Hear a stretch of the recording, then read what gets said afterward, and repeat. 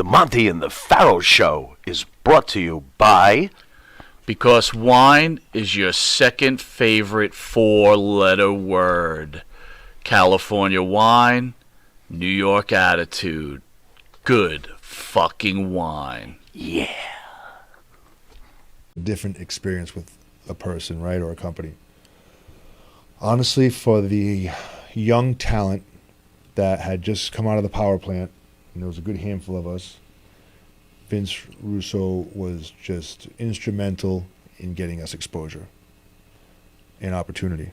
So, no, I have nothing but great things to say about Vince, only because he gave all of us young guys an opportunity. So he pushed that old guard out and brought, he had Sure the did. wherewithal to say, these are the young guys who are going to build the business for He us. sure did. And I believe if, they hadn't sold the company, because people say, well, he ran the company to the ground. No, the company was already mismanaged. There was already things happening in the company. I think he was doing. So let me ask you good this. thing. So you're this young guy, right? And you're just, hey, look, now I'm making money. I have this Yeah. great opportunity. Yeah. Did you lay low? And I guess the other point would be, like, you see all the old vets there, like Nash, Hall, Yeah. Hogan, I think, was still there Sure. at the time. Yep. Are you listening to what they're saying? Are you hearing all these discussions? Yeah, I know there was some negativity. There was rumor of the place being sold. There was rumor of Eric buying it. There was rumor of other people getting together and buying it. At the time, we were just happy to be there. Hey, man, we're wrestlers now. We're on TV. We were just so excited to be there. I think our biggest worry was what was going to happen if it was sold. And guess what?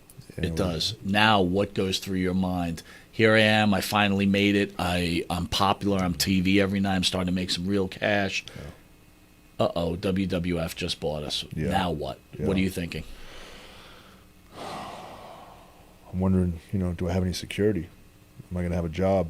I remember the last Nitro, Panama City. I remember Shane McMahon walking into the locker room, and that's when we really realized it's real now. It's been sold. In the gorilla position now, you had a couple guys from WWF, and I'm going, wow, this is really happening. Again, just nervous, didn't know, and then ended up being very fortunate. I was one of the few guys that was brought over right away. Now, was that because we were young, still getting a push at a time from WCW? We were making great money, but we weren't making the Sting money, the Lex Luger money, Kevin Nash money, the Scott Steiner money. So I get why those guys stayed home for a while and lived their contracts out, right? But for guys like myself, I was still looking to grow in the business. I was still learning. I was still very green. So I wanted to be a part of WWF. Now that WCW was gone, I wanted to continue to grow in the business and eventually, get the most I could get out of it. What was the culture difference, though? Here you are leaving this. Let's be, again, I'm not there. I'm not a wrestler. I'm just a fan. But you leave this culture. Supposedly that's this aggressive fighting culture, and no one's getting along. It's mismanaged, supposedly. And now you're going to the WWE. What was that culture shock like? It's funny because you mentioned that this culture, there was a lot of like fighting and people not getting along. To be honest with you, it really wasn't like that. It really wasn't like that. I know a lot of people have said that, but if you talk to the boys who were there at the time, we had a great time. In WCW, we had a great time, especially once the older guys started helping the younger guys towards the end, like Diamond Dallas Page, Scott Steiner in particular, Kevin Nash, guys like that. When they Lance Storm, great guy, very helpful. When those guys who had some experience under their belts, when they started working with us, helping us, even if it was just at the hotel bar giving us advice on the business, we all had fun. We had a great time, especially that last year, man. We had it was great. It was great. And then, I had been told by people up in WWF, I knew some guys, and I had been told that, oh, yeah, it's better up there. No. It was rough.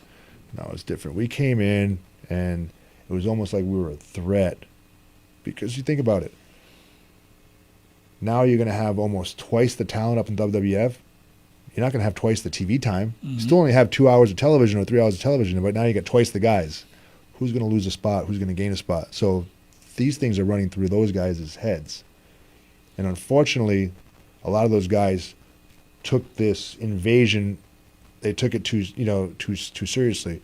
I think if we had worked together, it was the most real time in the business, right? We had gotten bought out, unheard of. Vince bought out WCW. I think it could have been taken advantage of in a better fashion. So let's go back a little bit. You talked about the older guys like bringing you in, you hear about from a lot of the older wrestlers, like the younger guys, they always tried to keep down because they wanted to keep their spot, keep making their money.